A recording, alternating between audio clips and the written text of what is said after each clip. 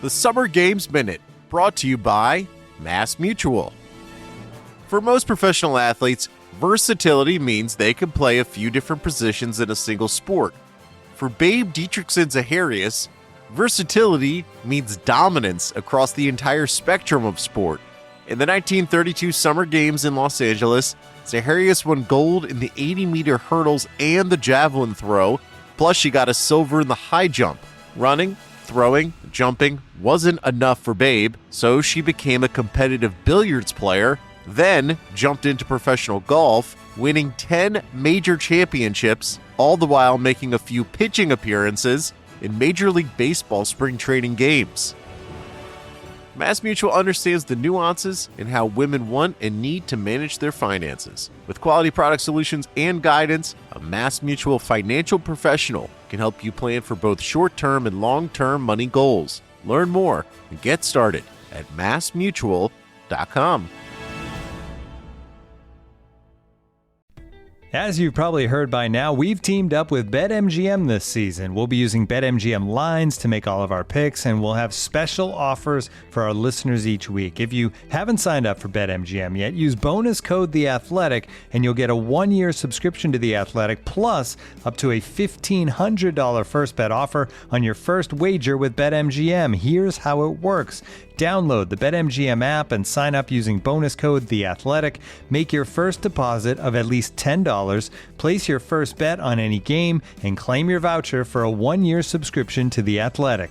See BetMGM.com for terms. U.S. promotional offers not available in D.C., Mississippi, New York, Nevada, Ontario, or Puerto Rico. Gambling problem? Call 1-800-GAMBLER. Available in the U.S. Call 877-8-HOPE-NY or text HOPE-NY 467-369 in New York. Call 1-800-NEXT-STEP in Arizona. 1-800-327-5050 in Massachusetts. 1-800-BETS-OFF in Iowa. 1-800-270-7117 for confidential help in Michigan. 1-800-981-0023 in Puerto Rico. First bet offer for new customers only in partnership with Kansas Crossing Casino and Hotel.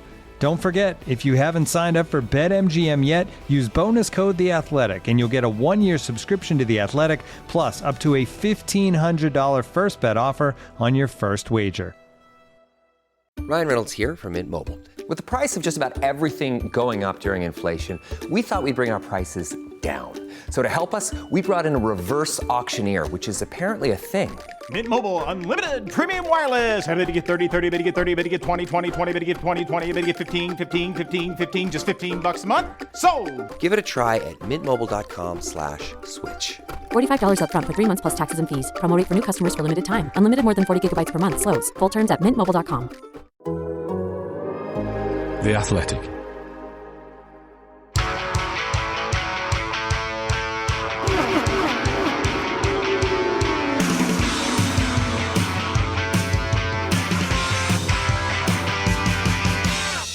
Hello and welcome to the Race IndyCar Podcast. It feels like a while since we've recorded, and it's kind of simultaneously been a lot going on and not much going on in the world of IndyCar at the moment. But I'm alongside JR Hildebrand, who I'm assuming is you're still licking your wounds from the Super Bowl fiasco, which was unfortunate for you. But yeah, how do you feel about that whole thing? Were you kind of, did you go in with low expectations so you weren't that bothered afterwards, or was it kind of like you kind of got your hopes up a little bit and thought it might be possible?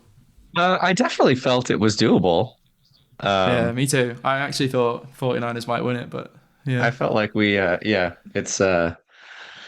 I mean, it was obviously a good matchup in terms of just like relative in different ways, but evenly competitive teams, right to the end. So just a bummer. I was talking, there's a meme in 49er country that's I don't remember what the mascot's name is, but like, the gold 49ers guy, like, kind of looking up at the Golden Gate Bridge, and there's a rainbow over his head, and it just says, "I want to die."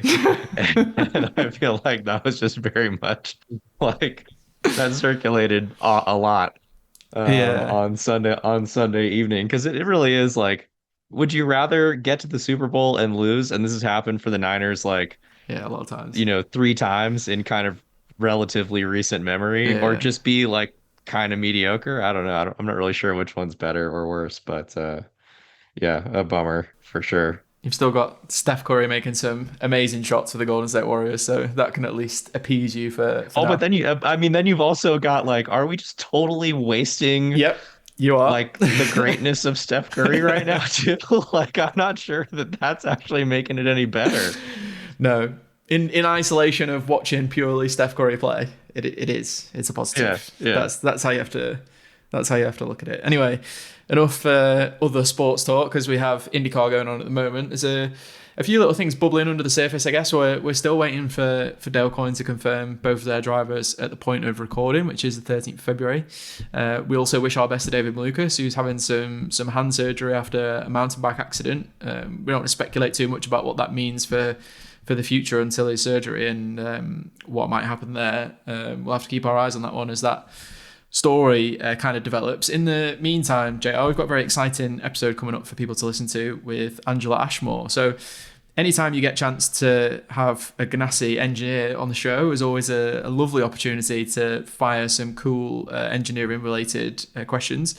Angela also, according to IndyCar, is the fourth lead female engineer in IndyCar history as well. So we're going to head over to Angela, have a chat with her about her kind of how she got into motorsport at first, and also how she's ended up in her current role at Ganassi, but also a little bit about women in motorsport and the kind of the feeling she's got from IndyCar as well. So I don't mind saying, because it's not anything to do with me, but it's an absolutely fantastic interview. Angela's really candid and really brilliant on everything that she's kind of been through and what's coming up for her as well this season. So without further ado, we'll head over and speak to Angela now.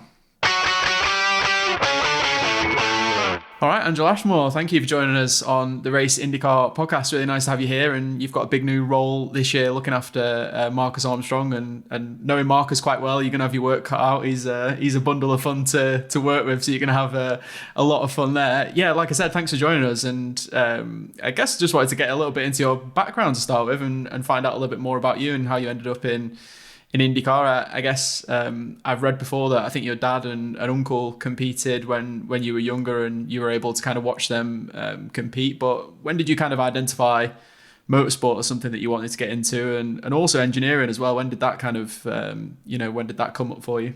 Yeah, thanks for having me. So yeah, we'll just jump right into it. So how I got into racing, we were just fans watching on TV. My dad really enjoyed watching NASCAR. And so I was a little daddy's girl. And so I would just watch on Sundays with him. We'd watch on TV, and we had a local short track, Berlin Raceway.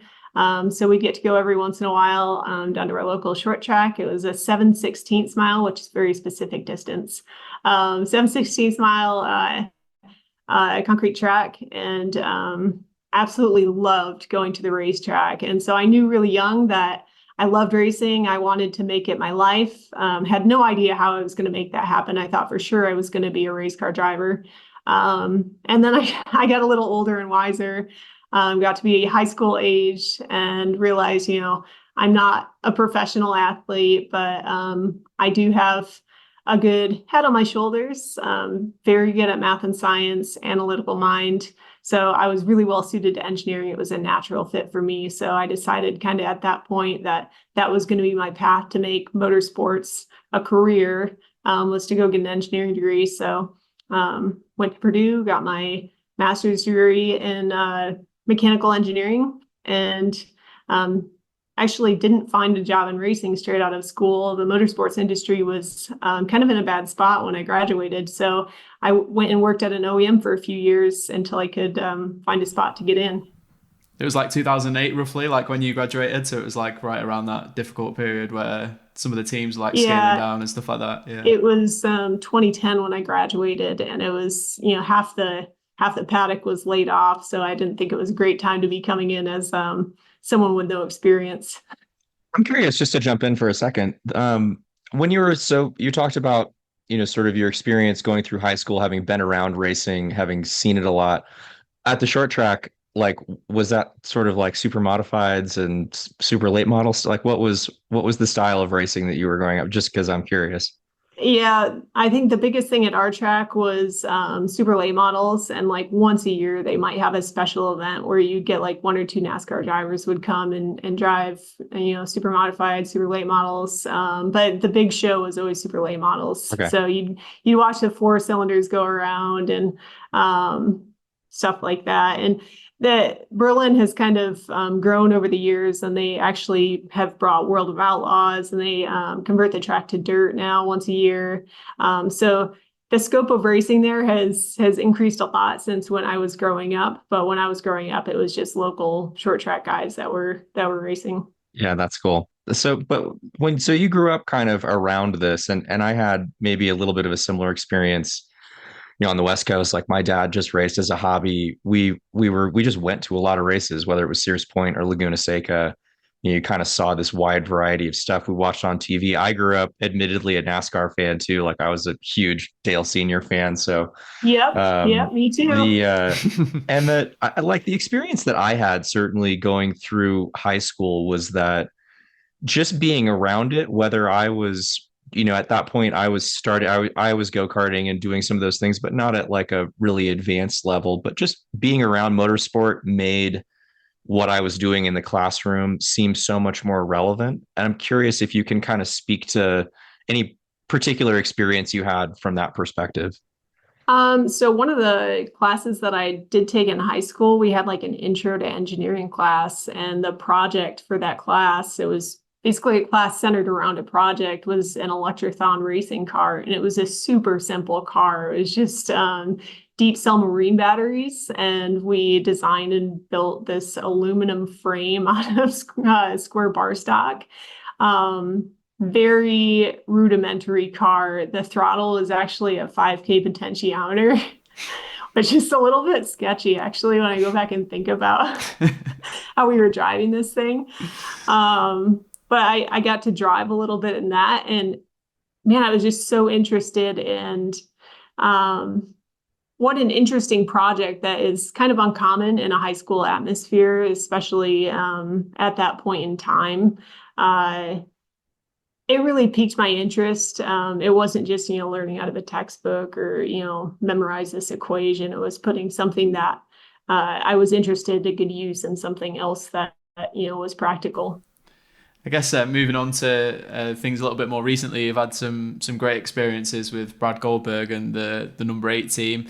I guess I'm interested how you're kind of approaching your new role now, because I guess you could take some pressure into the new role, knowing what you've been able to achieve with the number 8 team and all the success you've had there, and the events you've won, obviously winning the Indy 500 there, and all of those fantastic things you've done. But I guess you could also look at it in a way of like you've had the perfect preparation to step into the role, so maybe it's more of a positive thing as opposed to taking any kind of pressure into the role. How are you kind of approaching it mentally, and how do you feel about the new position? I mean, I'd be lying if I said I wasn't a little bit nervous. I'm kind of approaching it how I've approached my entire career, meticulous note-taking, just studying like crazy, going through notes in excruciating detail from the last 3 years. And I find what really calms me is feeling well prepared. So that's what I'm trying to do right now, is just go through previous races and try and envision every scenario that might happen and feel that, I have a solution prepared in my head for anything that might come up.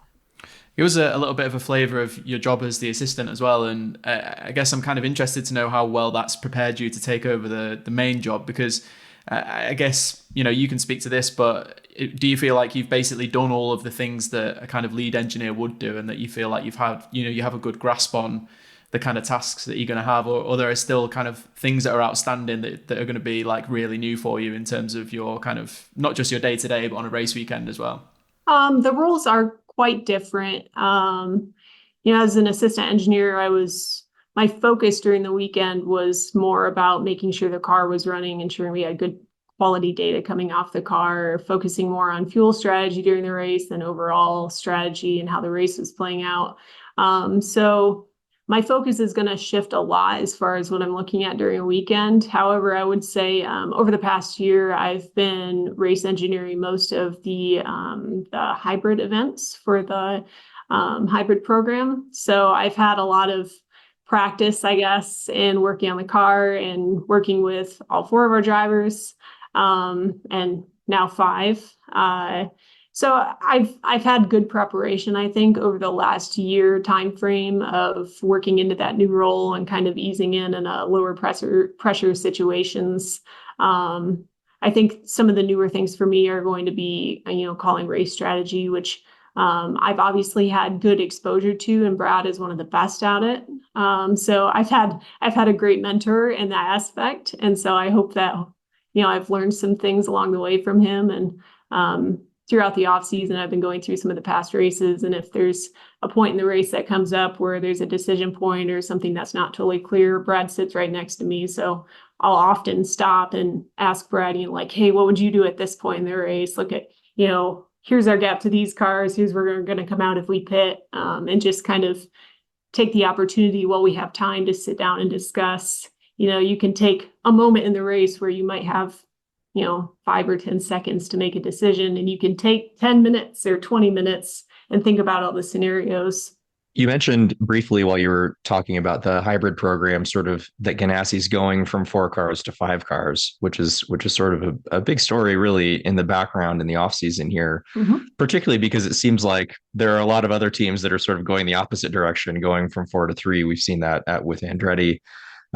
We've talked at some length on the podcast just about the sort of dynamics of those kinds of expansions and reductions. Obviously the main part of it that gets discussed in terms of a growing team is just making sure that the team has the bandwidth to cover their bases in that kind of situation. We hear from everybody within the paddock and from paddocks outside of IndyCar how hard it is to come by talent these days, whether that be your engineering staff or mechanics. So I'm just curious from the inside how that process has seemed like it's going, what the sort of plan was, from Ganassi's point of view. We would look at it from the outside and say, well, they wouldn't do it if they didn't feel prepared to do it. So I'm curious, just, if you can give us a little insight into how that's been going. Yeah, I think we're well prepared for expansion. In 2020, we added the 3rd car, which I was hired, to work on the 3rd car, the 8 with Marcus Ericsson. And then we expanded it again to 4 with Jimmy Johnson, which became Marcus Armstrong's ride. And I think that maybe there was some skepticism even at those points that we would be competitive with a 3rd car. And lo and behold, Marcus Ericsson comes out, wins races, does really well in the 3rd car. We add the 4th car program, and same thing. I don't think, people expected us to be competitive with 4 cars. And I think that looking at Marcus Armstrong's performance over the last year as a rookie, he did exceedingly well. That team operated very well. So I think that we've been very successful. We've approached it the right way. And I expect to see nothing less with the 5th car program, because we've approached it in a similar way. And we've kind of been through that expansion process twice now in recent years.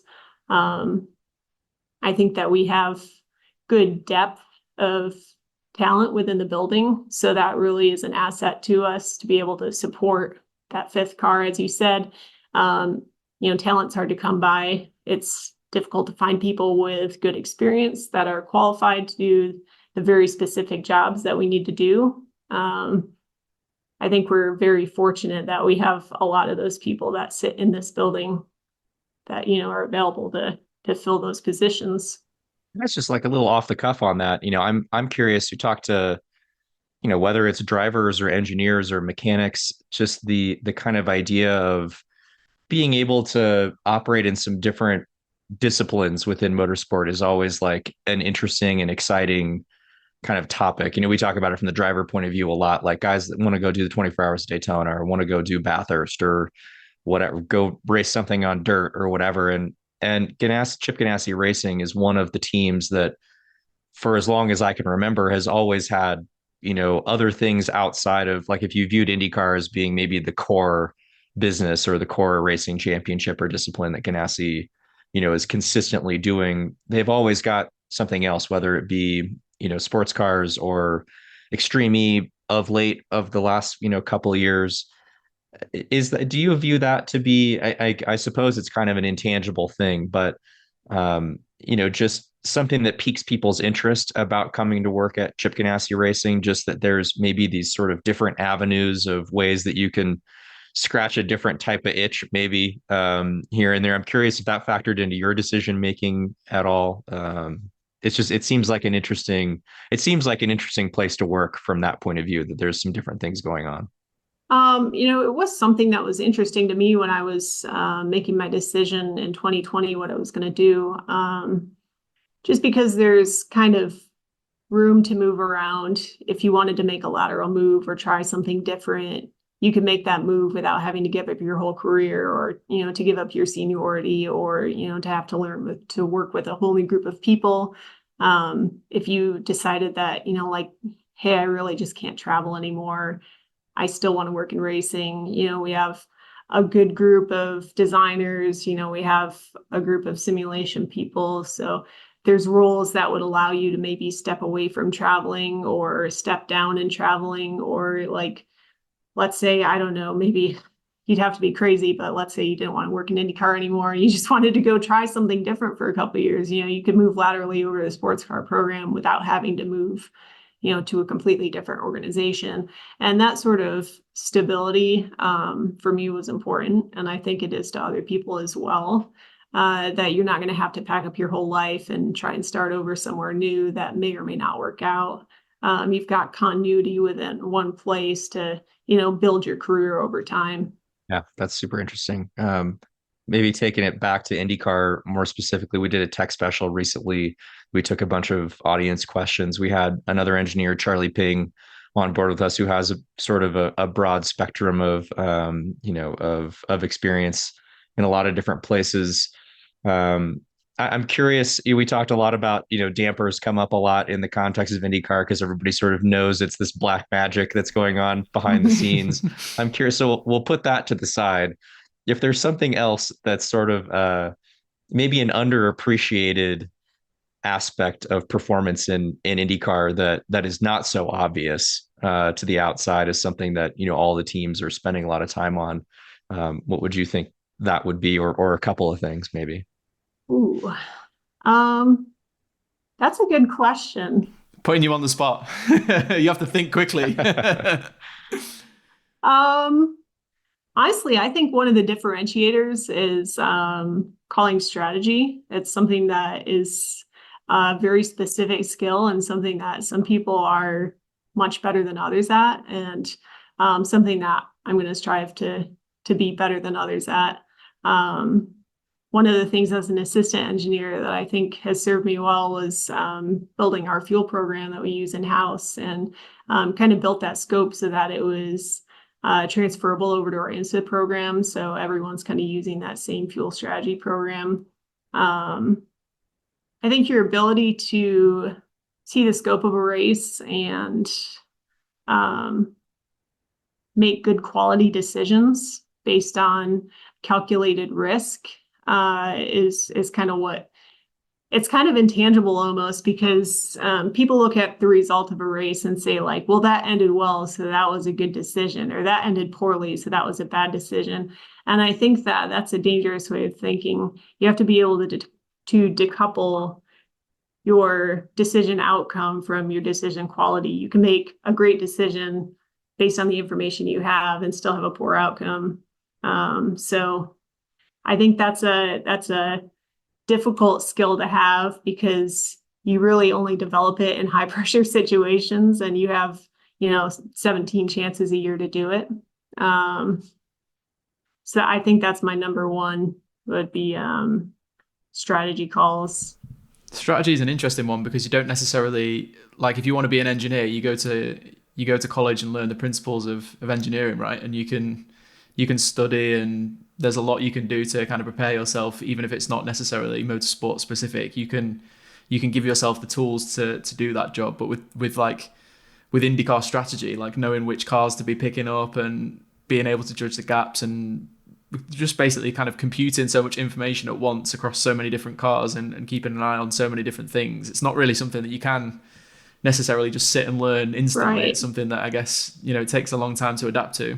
And it develops over time. And I think, honestly, some people it just comes naturally to, and other people maybe never really get it. You're in the right team. Yeah.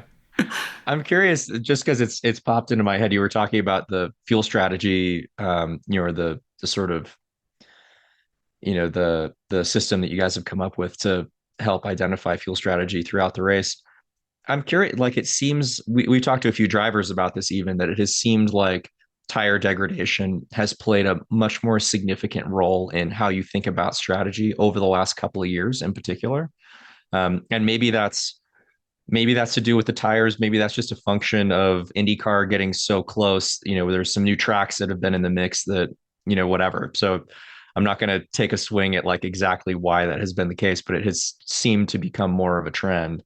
I'm curious if that's something that you guys kind of have a algorithm for of sorts in addition to, the fuel strategy, or is that something that, I could imagine also that there are a lot of situations where you just don't have enough data on a particular weekend going into the event to really know. And it's a more significant variable. So I'm curious how you guys think about that, given that it feels like it's become more of a factor. I agree. It's definitely a big factor in the racing that we've had recently. And it's something that plays a lot into your strategy, because you have to not only plan your stints on which tire, but you have to plan, when do you want to be fast? Because your opportunities to pass people are kind of contingent on, what is your delta to the car in front of you need to be to actually get by them, because you can be faster and not be able to get by. So, looking at your race from a holistic view, when are you going to be able to make passes? When are you going to be able to make hay? Yes, we look at tire fall off during the race, and I'll stop short of saying exactly how. Fair enough. But yes, we look at it very carefully, and we do study it. And it is very difficult. It's challenging when you come back to a track, if the track surface has changed or if the ambient conditions are different. If the tire, even if you're coming back with the same tire, it was produced at a different time of year, it could be slightly different. There's a lot of different factors that influence that. So even if you're coming back to the same race a year later with theoretically the same tire, your fall off characteristics could be wildly different. And that really influences your race. And you have to be able to react during a race, if the result that you're getting is different from what you expected. So you need to know that pretty early on if you're seeing, a fall off curve that's different from what you thought you were going to get, and be able to make a decision how to basically salvage your race or have a contingency plan. We normally try and warm up to, run long enough to kind of know what the tires are going to do so that we can have a plan going to the race based on, how long we think the tires are going to last. But it's always kind of a moving target based on, what the ambient conditions are in the race and how hard you push. And, sometimes you just get a set of tires that acts a little different than the others, and that's life. So you just kind of got to roll with it. We love talking stats here at The Athletic. Here's one that's super simple to remember. Discover automatically doubles the cash back you've earned on your credit card at the end of your first year with cash back match. That means with Discover, you could turn $150 cash back to $300. That's right. You could put it towards some memorabilia you've had your eye on, or treat yourself to a premium sports network. You earn, and Discover doubles. See terms at discover.com/credit card. We'll get back to the pod in a moment, but first of all, let me tell you about Grammarly. Email, Google Docs, Slack, you write across multiple platforms and places during your workday, so delivering consistent, high-quality communication everywhere is key. Grammarly is an AI writing partner that helps you get work done faster with high-quality writing for better projects, proposals, presentations, and more. Best of all, Grammarly works where you work, so you can get more done no matter what tools you use.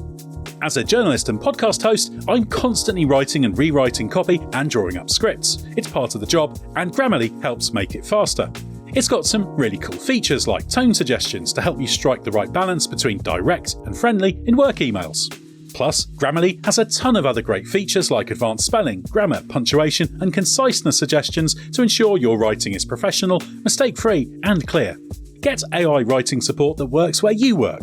Sign up and download for free at grammarly.com/podcast. That's GRAMMARLY.com/podcast. Easier said, done.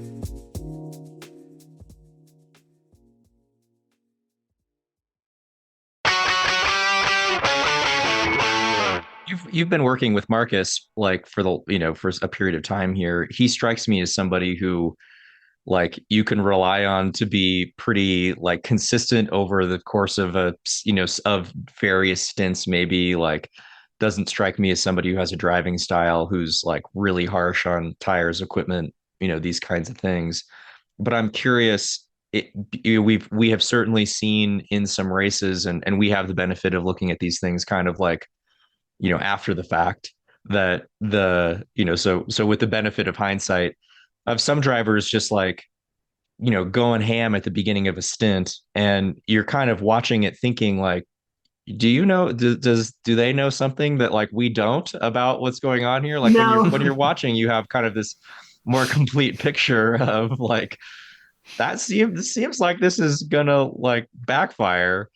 So I guess I'm curious. Just watching, licking my chops. Yeah, right. Okay, so I'm curious from your perspective, maybe looking at it from not strictly from working with Marcus, but just more generally. Like, do you feel how much can the engineer and the timing stand help in that situation in terms of maybe being a good and that this all comes down to trust and the communication that you have with your driver and how much they're going to listen versus just kind of doing what they feel is right in the moment. And we're getting into the nitty-gritty stuff of like what ends up meaning that you're winning races and instead of finishing third or fourth or eighth or ninth sometimes. But I'm just curious, kind of what your perspective is from the timing stand in those kind of situations. Trying to relay that information, make sense of that data in a way that is going to have an impact on the driver to understand like a scope that maybe they don't see. I would say in general, at Chip Ganassi Racing, all of our drivers are exceptional at having patience, saving tires, and knowing when it's time to push. I think there's some drivers in the field who maybe don't manage that as well, and maybe need some extra coaching on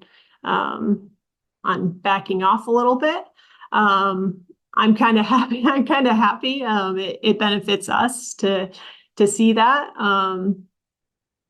There's a driver attitude, a driver trust point of view that you have to look at, and Marcus and I have spoken about it already many times. You have to have the mindset going to the race that, you're gonna maybe get stuck behind someone, and being, 3 inches behind, the rear wing for the entire stint is going to do nothing but eat your front tires up. So either pass them or back off and save your tires, save some fuel. And it's on you on the timing stand to recognize that, because obviously we're in a lower pressure situation, sitting on the timing stand than sitting in the seat in the car, to remind them if that situation comes up, or watching the gaps on track, like, hey, either pass them or back off, hey, we'll let you know when it's time to push, or what, we're going to get them in the pit cycle. You just got to be patient. So it's a repetitive message that we're saying every race. They're hearing it often. Be patient. We'll tell you when it's time to push, and when it's push time, then it's time to use up your tires. And the other important part of that is having a plan going into the race. So if you know what your fuel window is, and you know about when you're expecting to pit, if you've got to make these tires last 30 laps, you have to start the stint knowing, hey, I'm going to make these last 30 laps. So, I can't be 15 laps into a stint and have my rear tires completely gone. When we get to 25 laps and you still got a little bit of margin left, then you can start pushing. JR, we're definitely asked a person from the wrong team with that question, I think. I know. No, I was thinking the same thing. I was like, I mean, like Dixon or, Ericsson, Pillow. I mean, for God's sake. Pillow we've got famously bad on his tires. The top 3 of the top 4. Yeah, you see the gap charts and you watch some of the cars start to tank, and that's when you really start to get the grin on your face. Like, that's, 20 laps in a stint is when we start eating people up. Like, okay, maybe we don't look like the fastest car for the first 2 or 3 laps, but 20 laps into a stint, we're going to get by you. I'm curious as well, just lastly on tyres, because I don't want to spend a whole hour talking to you about tyres because that'd be very boring for you. But the difference between drivers really interests me as well in the IndyCar context, because I guess if you're looking at something like Formula One, you've got 2 cars and they tend to develop in a certain direction, and then the drivers are responsible for driving the car in the fastest possible way, right? Like the kind of the car setup is in a way defined by the engineers and the people who develop the car. Whereas with IndyCar, you've got, at least it feels like from the outside, you've got a bit more freedom to give the driver a little bit more of what they want. You can have different driving styles between cars, and you can kind of, tweak to suit each driver. But I guess when you're trying to analyze things like tire wear and stuff like that, it must be quite difficult sometimes when you've got a driver who's got a different driving style to the others, and trying to kind of like marry all of that together. Is that kind of solved by the fact that each team has an individual strategist and an individual engineer, so you're all responsible for your own car, and you kind of move forward in that way? Man, it's kind of a loaded question, because the answer is kind of, it depends. I've dealt with 2 drivers now who have come from the very European way of thinking. Marcus Ericsson came from F1, and Marcus Armstrong came up through Formula 3, Formula 2. And they both kind of have the mindset of, you give me the car and I just drive it, and what I say doesn't matter. And you really have to coach that out of them early on. They're not used to having to give feedback. So the feedback that Marcus Ericsson gave his first, year, you really had to pull out of him, like, hey, what is the car doing? Yeah, it's a little bit, it's a little bit understeery. It's like, okay, where is it understeery? Low speed, high speed, middle of the corner. So you really have to pull the information out of them. Once you get the information, then you can work on the setup to suit them. And so when we send the cars out, the setups might not all be the same between 4 cars. We haven't, collaborated and said, like, this is the setup. This is theoretically the fastest car, because the way that Scott Dixon drives is very different from the way Alex Palou drives, and is different from the way that Marcus Armstrong drives. So they all kind of need a bit something different. That all being said, there are certain things that you do that will eat the tires up.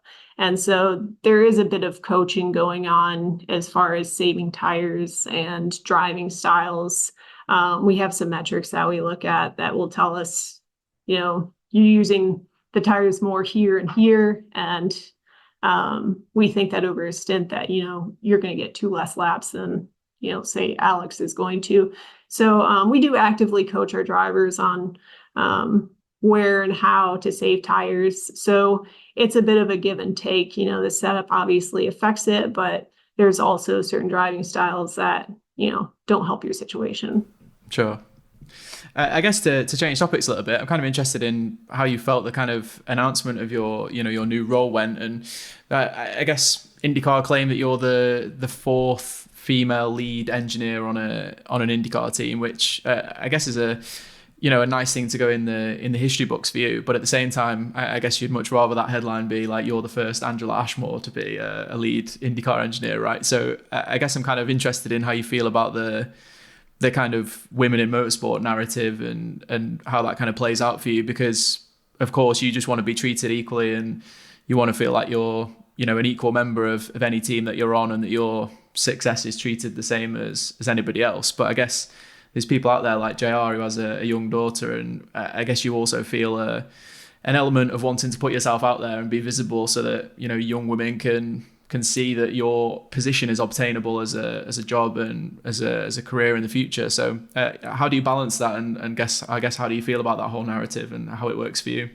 Honestly, you took the words right out of my mouth, because there's half of me that says, I just want to do my job and be successful and have my success treated in the same way as it is for everyone else. But there's another part of me that says, man, there's some young girls out there that really need to see a strong female being successful. And, I was that young girl once who was watching TV, watching the races on Sunday, and the only women that I saw were the ones that were on the driver's arms. They were never in a technical position. They were never on a pit crew. They were never on a timing stand. And obviously it's come a long way since then, but it's obviously not quite progressed where it needs to yet. So I'm happy to be part of that success. It does put a little bit of extra pressure on, I think, because obviously I want to do a good job. And when you do well very publicly. And when you have a bad weekend, you have a bad weekend very publicly. And that's just part of what comes with the job. I'm obviously with a great team and a great position for success. I have all the tools that I need to do my job well. And I think that I've been well prepared. I have all the experience that I need. So I think that I'm well prepared to be successful this year. And I hope that I am. And it's a lot. I want to do a good job, and I want young women to see that success and feel like they're a part of it and feel encouraged. And so I think a lot of that pressure I put on myself. And also I'm just extremely competitive, like most other people are who do this job. I have a quote that I always look back on. You have to always believe that you'll be the best, but never believe that you have done so. And I think about that pretty often. Like, I do genuinely believe that I will be the best person that's ever done this job, but I'm not there yet. So that's what I'm always working towards. I want to be the best race engineer that's ever done this job. And I'm hoping that down the line sometime I can be remembered that way, but we'll just get through the first season first. It does feel like we've had like a decent period here where we've had things like Paretta Autosport happen and those guys get into the Indy 500, and it does feel like there's more women visible in the paddock. I don't know if that's something you share, and do you feel like that's something that, it's an atmosphere inside the IndyCar series as a whole at the moment that kind of is helping that to happen a little bit more, that it's a welcoming environment and that you are able to move freely in these kind of positions and not worry about your gender or anything like that? I think culturally, IndyCar is an excellent environment. From where I came from, I didn't necessarily feel that way. I never really felt like my gender had anything to do with, where I was able to move within the paddock, which is a great thing. So I think IndyCar has moved pretty far along. There are some key players, and I always give a shout out to Kira Kristalik because she's kind of the leader of the pack. She's been around for a while, and she made me feel so welcome when I came into IndyCar. And so I always have to remember to thank her for making me feel that way, because I didn't always feel that way. And it makes a big difference just to have somebody reach out and say like, hey, I'm really glad you're here. Cara is definitely someone I want to get on the pod at some point. She's a fantastic spokesperson for IndyCar as a whole generally. So we'll definitely have a look at getting her on the pod. Anyway, let's wrap up with Marcus Armstrong and how you kind of feel his season's going to go. He had a good rookie year last year. He's obviously come from F2, like you said. He knows how to baby a tyre after looking after Pirellis in F2. And I know speaking to him at the start of last season, he was amazed at how much of a role he felt he had in the team. I know a lot of teams use the kind of term like the driver is like the quarterback of the team, and I think Marcus is, as you were kind of talking about before, maybe not used to giving as much of his own opinion about things, or maybe deciding the direction of where a team goes or where the car setup goes, or his feedback and stuff like that. I know he was kind of surprised by how much kind of say he had in everything. Just seeing him develop from the outside over the course of last season, what are you kind of, I mean, I don't know if you're the kind of person who likes to set like number goals or things like that, but what are you kind of expecting to see from him, and what be, if we were talking at the end of next season, what would have been a successful year for Marcus, do you think? I don't like to set number goals, but we do have 2 goals as a team. And number 1 is to win the Indianapolis 500. And obviously we have the cars that are capable of doing that. And number 2 is to win the championship. And so what I've spoken to Marcus about is just consistency through the season. I think that's the biggest thing for us. We need to qualify well. We need to be transferring into the second, third group and qualifying. When you qualify at the front, it makes your race a whole lot easier. And so that's one of the things that he struggled with last year. Obviously, he was very fast. He has the speed to get the job done. So that's not a worry for me. We just need to qualify well, and then that makes our racing a lot easier. And then being consistent among races. One of the things that we spoke about is, man, if you just finished 8th, which is not like really a particularly great finish, if we finished 8th at every race, like where do you think that you'd finish in the championship if you finished 8th every race? I know it was Alex Plough's worst finishing position, wasn't it, last year? So I guess like behind Alex Plough, but still quite well in the championship. Yeah, certainly inside the top 5, I would think. Yeah, I would say so. Top 5 for sure. Yeah. And I think if we finish inside the top 5 of the championship, that would be an excellent year for him. Obviously, we want to go out and win races. That's our goal. But being realistic about it, if we can be consistent, try and be, top 6 or better in every race. Those are realistic, great goals. And I think that's going to get us to the goal at the end of the season, which is to put ourselves in a position for a championship. So, if you're shooting to hit an average of P6, that means, if you're at the front of the race every weekend, you're eventually going to win one. You're going to be on the podium because, some people are going to fall out. There's going to be attrition. Obviously things happen. You have mechanical failures every once in a while. So you're going to have a bad race here and there, but we're just aiming for consistency to qualify well. And I think that's going to get the job done. Well, Angela, thanks so much for talking to us. We really appreciate it. We're sorry we've bombarded you with questions about tyres and stuff like that, but it's been great to talk to an IndyCar engineer. We don't get to do it as often as we would like to on the pod, so you can probably tell how excited JR and I to fire a load of engineering questions at you, and it's great to hear your thoughts on everything. So we wish you all the best for the season. I hope the kind of debut season goes well with Marcus, and I hope we can speak to you some point later in the season as well. It'd be great to have you back and chat about how things are going. Yeah, hopefully you can talk to me as a race winner soon. Sounds good. Thanks very much, Angela. Ryan Reynolds here from Mint Mobile. With the price of just about everything going up during inflation, we thought we'd bring our prices down. So to help us, we brought in a reverse auctioneer, which is apparently a thing. Mint Mobile Unlimited Premium Wireless. How to get 30, 30, bit to get 30, bit to get 20, 20, 20, bit to get 20, 20, bit to get 15, 15, 15, 15, just $15 a month? Sold! Give it a try at mintmobile.com/switch.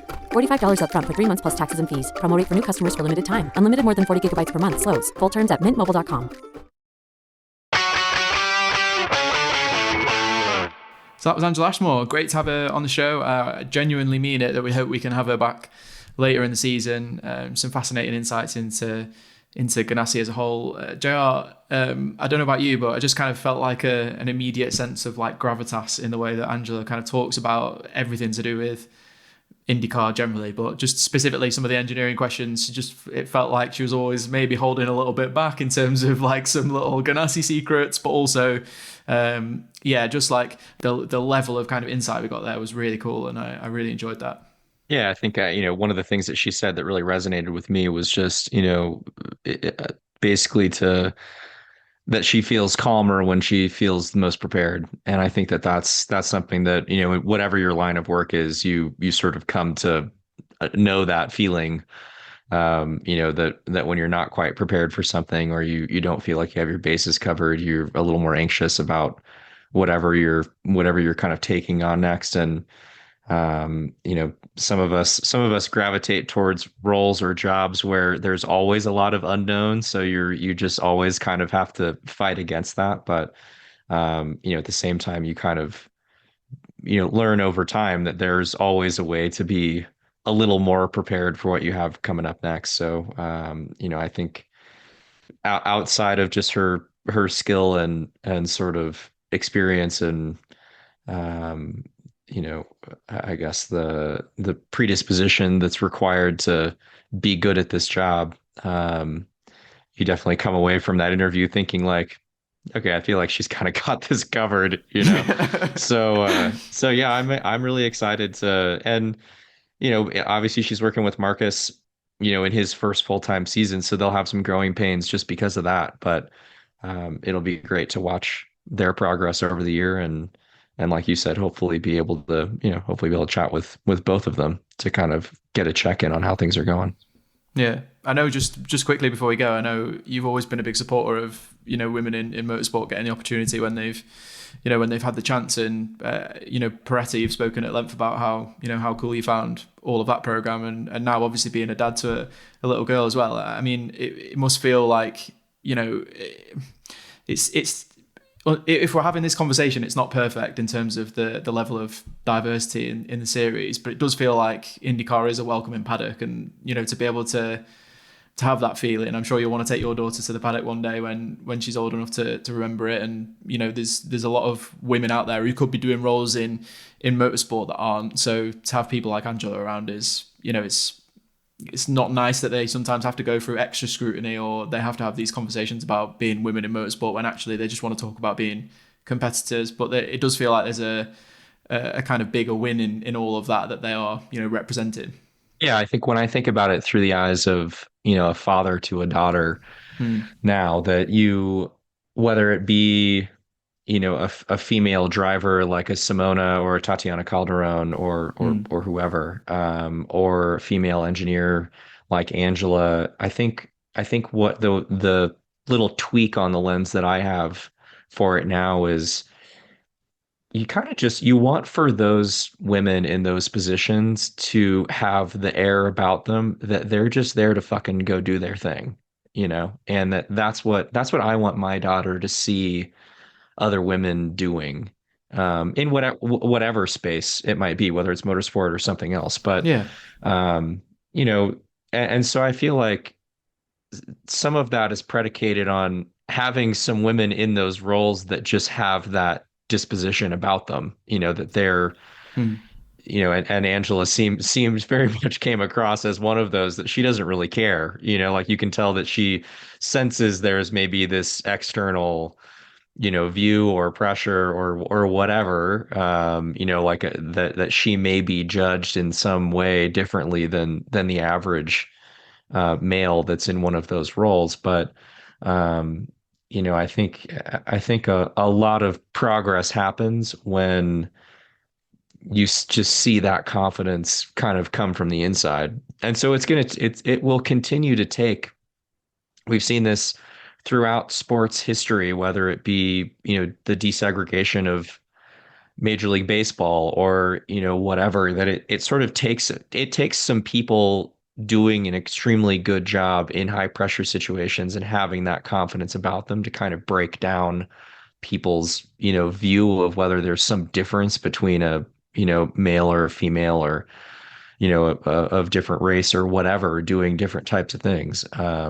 But my hope certainly is that continues to happen, and that it's part of our job as people within the sport to like empower those people just to be themselves and do their thing. Because I think that the more that happens, the more it will be obvious that having more females on your team is actually just a competitive advantage.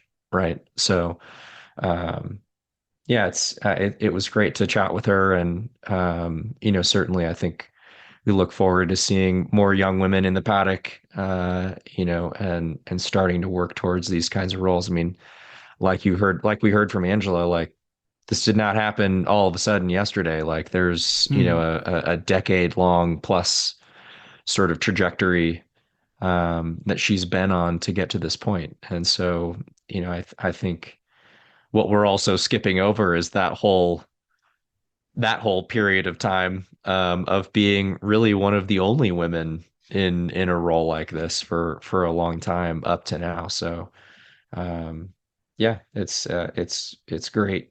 It's really cool to see her in that spot. Yeah, it's I think it'll just be the start of more to come. Thanks for sharing that, JR. That's all for this episode of the Race IndyCar Podcast. You can head to the-race.com for all of your IndyCar news, analysis, and features.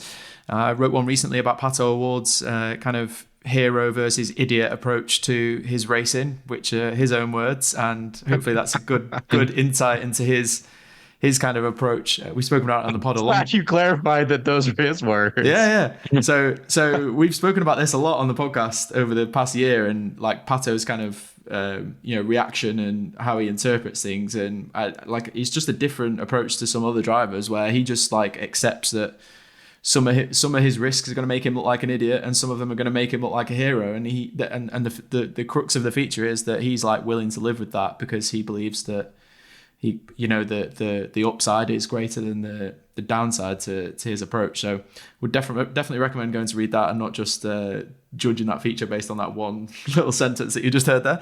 And thanks to Pato for making the time in a very extremely busy off season to chat about that. So that was good fun. Head to the race to see that. You can also go back and listen to some of our previous episodes. You can definitely go back and listen to the tech special that we did if you enjoyed listening to Angela talk about some of the more intricate technical aspects of IndyCar. We did a lot on dampers and aerodynamics as well, and comparing IndyCar engineering to Formula 1 as well, so you can go back and listen to those.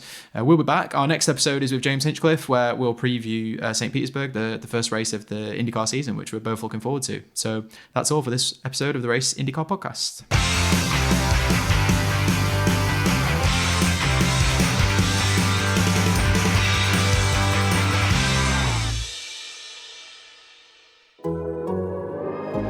The Athletic.